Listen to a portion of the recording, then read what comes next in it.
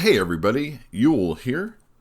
Normally I take a look at a comic book and also pontificate on the state of the comic book industry and how Fantastic Comics is trying to operate these turbulent waters. But I'm going to take a break from that second part, and I'm going to actually review two comic books. Viewer Max asked that we take a look at All-Star Superman, but unfortunately my copy is in a box at the store waiting to be moved to a new location. So I don't have it at my hands, but I decided to take a look at two different Grant Morrison comic books, one of them being Action Comics number 1 and X-Men number 127. Unfortunately, neither is illustrated by Frank Whiteley, but the interiors by John Paul Leon and Rags Morales are spectacular. These comic books are sort of interconnected, and it's not just because Grant Morrison is the writer of both of them, but of course that's very important to this. The hopes and dreams of Marvel future movies were going on at the time when he started on X-Men, and his representation was trying to take the movie characters from Fox and kind of bring them into the comic book world at the same time bringing his Grant Morrison-ness to the book. And Action Comics was the first Superman book in the New 52. It was here that Grant Morrison was going to be able to shape the Superman mythos. This was 5 years before this formation of the Justice League. And basically anything that he was writing in this book was what was important to the entire DC universe.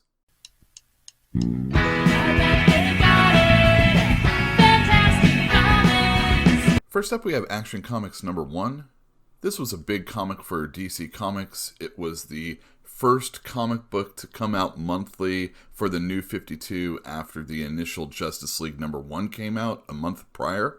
DC Comics had been lagging in sales, far behind Marvel during this time, and Dan Didio, Jim Lee, and Jeff Johns got together and started a new initiative called the New 52, where all the previous DC titles were canceled, and in 1 month, 52 new books were going to be coming out. So of course, who better than Grant Morrison to take one of DC's most important characters, one of the Trinity, Superman.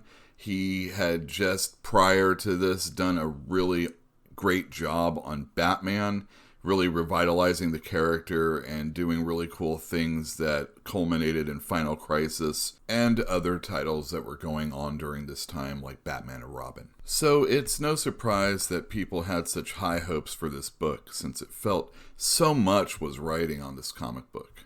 The issue starts off with Superman in a single bound, leaping a tall building and landing in the penthouse apartment of Mr. Glenn Morgan. And he announces that he is in a den of rats with money, rats with guns, and he declares that he is their worst nightmare.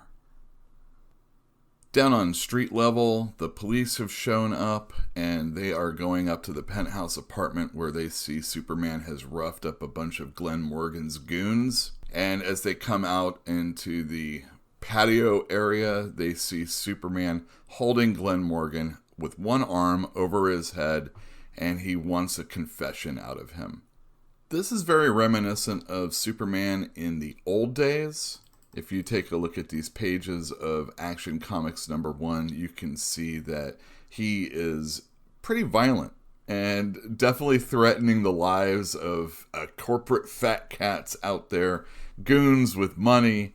He grabs this guy by the leg and is running across the phone lines and electric wires and stuff like that. Superman also, look at this one. Here he is beating up this guy that was beating up this woman, I guess his wife probably.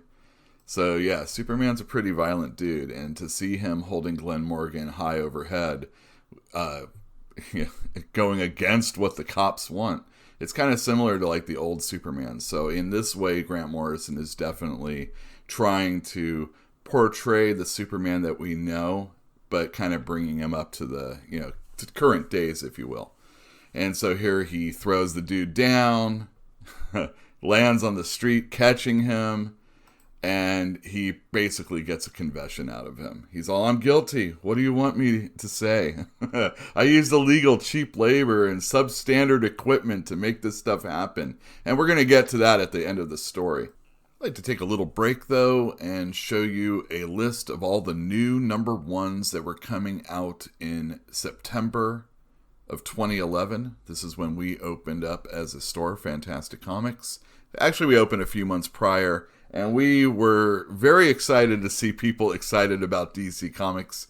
And it was one of the first boons that we had as a store, so it did really well for us. Of course, DC and Fantastic Comics noticed that sales had lagged by the second year. And soon thereafter, we were going to get DC Rebirth. So, was this a success? I don't think it really was, but as far as getting people to care about DC, again, it definitely was in that regard. All right, so here we have Superman being chased down the street by cops. Once again, he's running because he can't fly.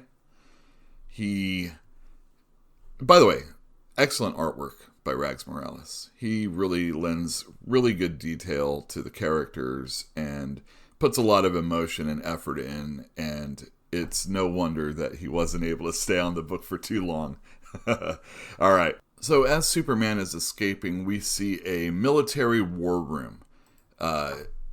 Paying attention to what's going on. When you hear military and Superman, you think of Sam Lane. That's Lois Lane's father. And here he is conversing with businessman Lex Luthor. Lex Luthor has been hired by the military to try to capture Superman. Sam isn't happy with the progress, and he gives an ultimatum of 8 o'clock this evening, or else Lex Luthor is going to be fired from the job, basically. As Superman continues his escape from the police, he comes across a building that's set for demolition. We find out that this is something that Lex Luthor has had planned to try and capture Superman. He stops a wrecking ball from destroying a family, a bunch of the tenants. He helps them escape, Superman does. And when he does, a tank fires an electrified net that has Superman caught. But of course, that's not enough to keep him down. And now he has a wrecking ball in his hand that he takes to the tank. But he gets blasted from behind. And he's hurt. And he's down. And it's then all the people that Superman saved in the building that was getting torn down, they come and they get in front of him, they surround him, and they're like, hey, we'll cover you. You get out of here. And I just love that kind of stuff when it comes to Superman. And here he is on a dirigible, if you will, hanging, because again, he can't fly. And he lands on his apartment building, puts on clothes, becomes Clark Kent, and that's where we're introduced to his landlord. She tells him he's late on rent. He says it's okay. He got paid for some jobs that he did, some stories that he turned in. And she says, you're doing really good work. He has the money for her. And he has a phone call with Jimmy Olsen then. And it's in that phone call that Clark Kent, Superman, realizes that Jimmy Olsen and Lois Lane are on the train that he found out that Glenn Morgan's people put very shoddy work into. And so Lois Lane and Jimmy Olsen are there trying to get a scoop on what was going on. And Clark's all, hey, you got to get off that train right now. You can't board that. And the train, of course, takes off. And Clark's like, I got to get over there as quick as possible. And he turns into Superman again. Superman with, just the Superman shirt and jeans and his cape. And he goes into the tunnel, and that's when one of Glenn Morgan's goons pulls some guns out on Jimmy and Lois, right as Superman's stopping the train, or at least trying to. He puts boots to tracks, and then the train, goes off the rails, basically. And everybody looks like they're going to die. And there's Superman just trying to, hold things together. And this is some fantastic artwork by Rags Morales. There's very little story. It's all action. And anytime someone takes the action off the original panel, kind of into the bleed space, I really enjoy that type of that action. that aspect of comic book storytelling is like one of my favorite things. He doesn't just tell the story from a straight on angle, and he really plays with some of the things that you're looking on the page. Again, the angles and the different perspectives.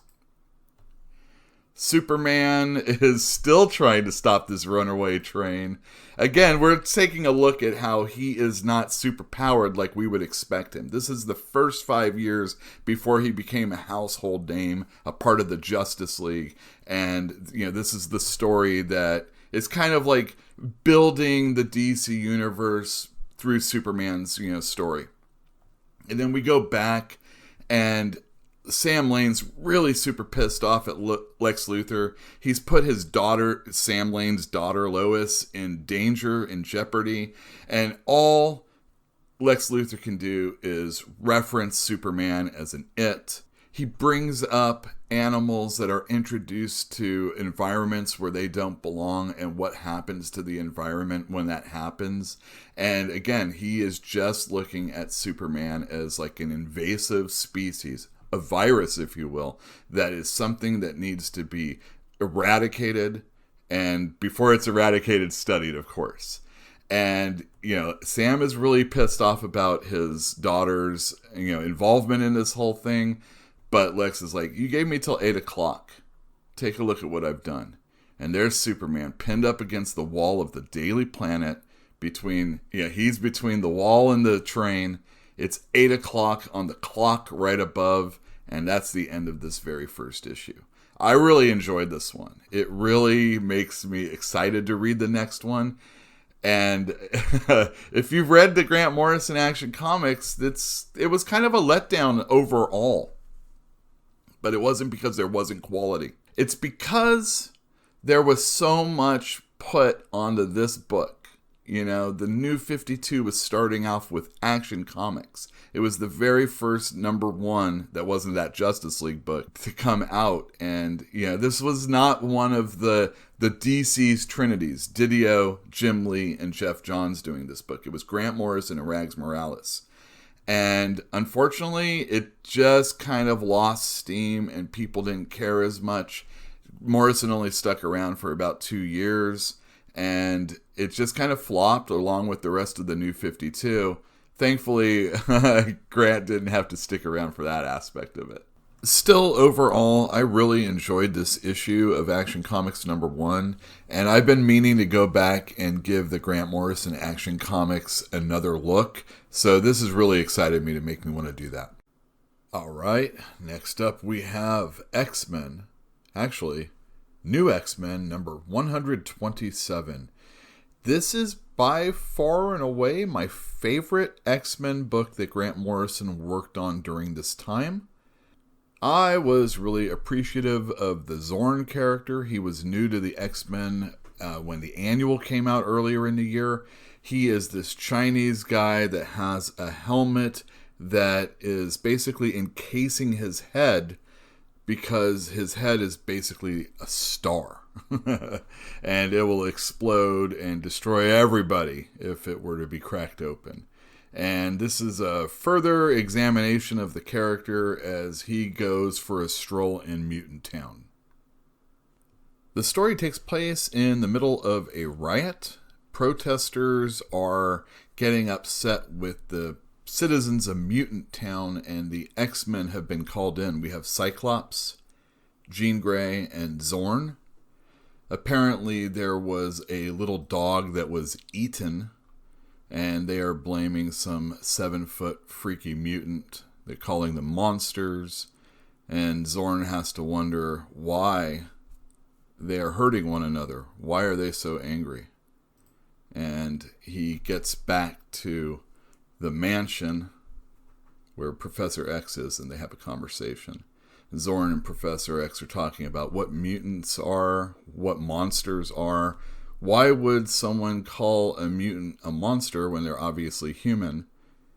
And Xavier says sometimes the idea of the monster is more real than the monster itself.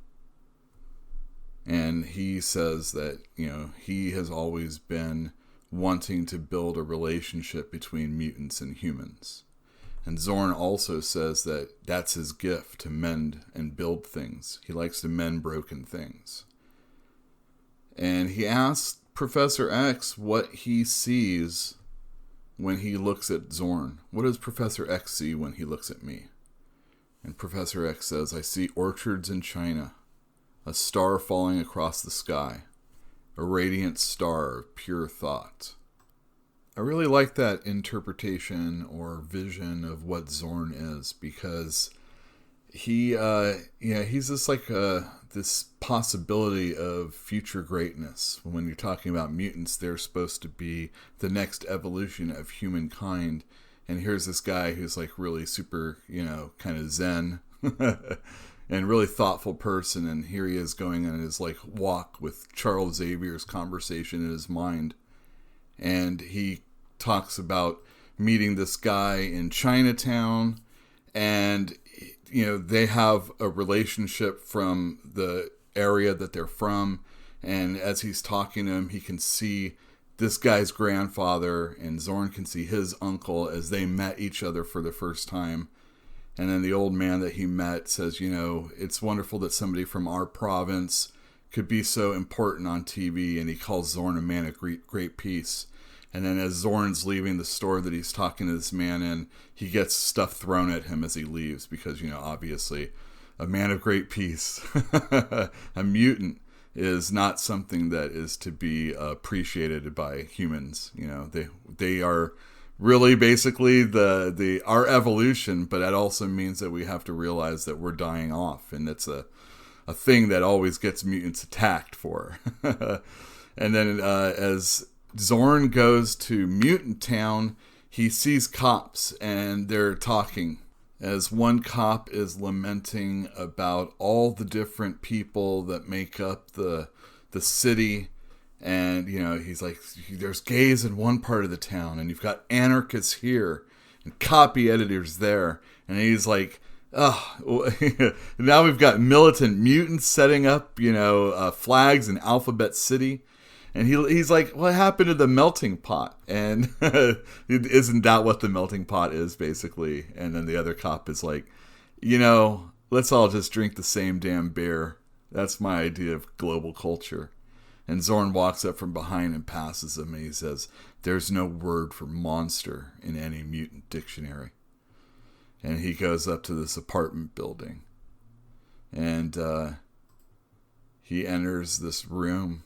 And he sees this mutant that's like giant, and he looks sick.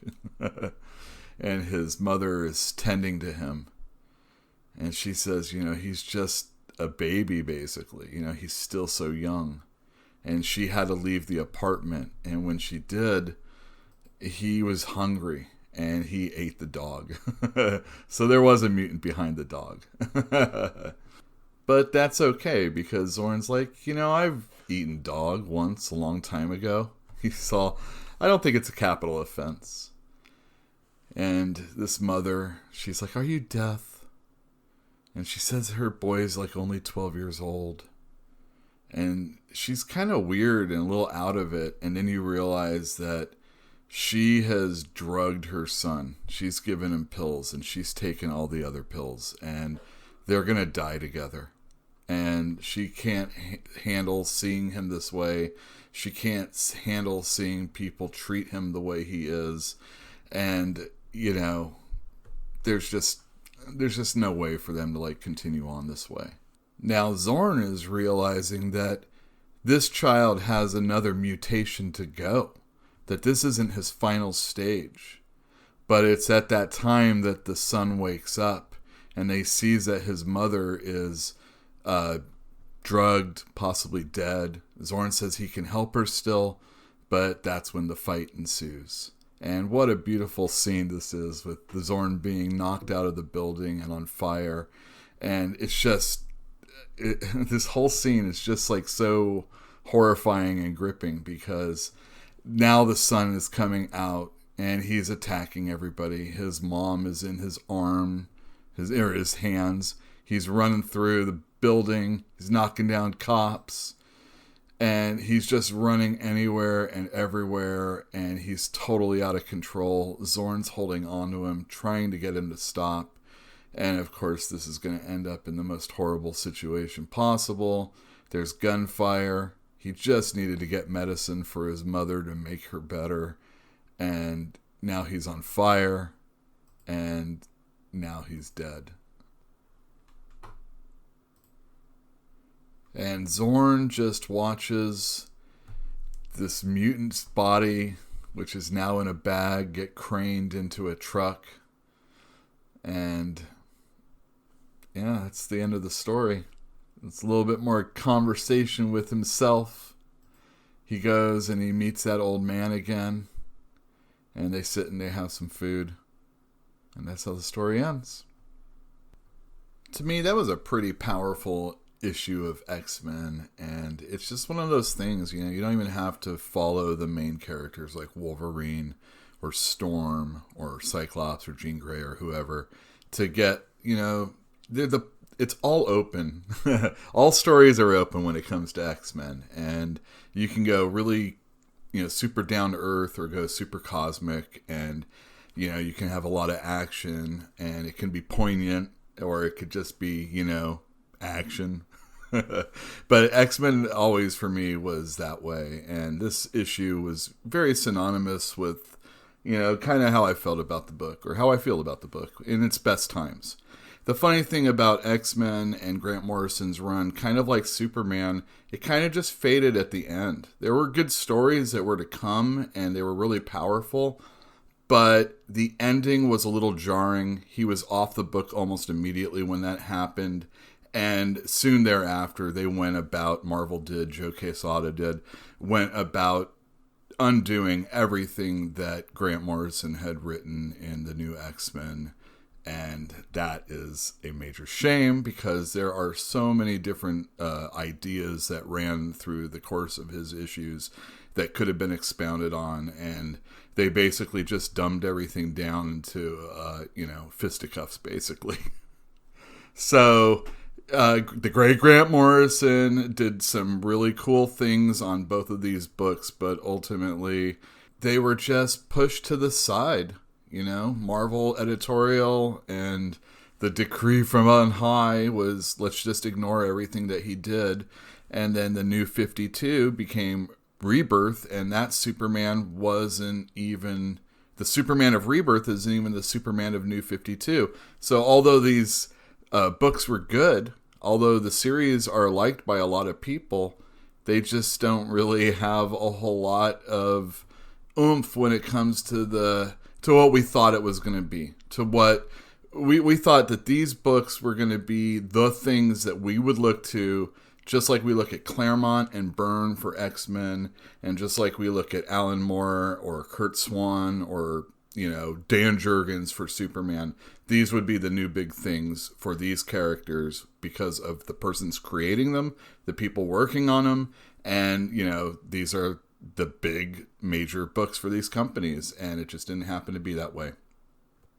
I hope you enjoyed this review of these two comic books, these Grant Morrison comic books. I promise it won't be a ton of Grant Morrison in the future, but I can't shy away from it. I'm a big fan of his, and I'm always interested in talking about Grant Morrison comic books.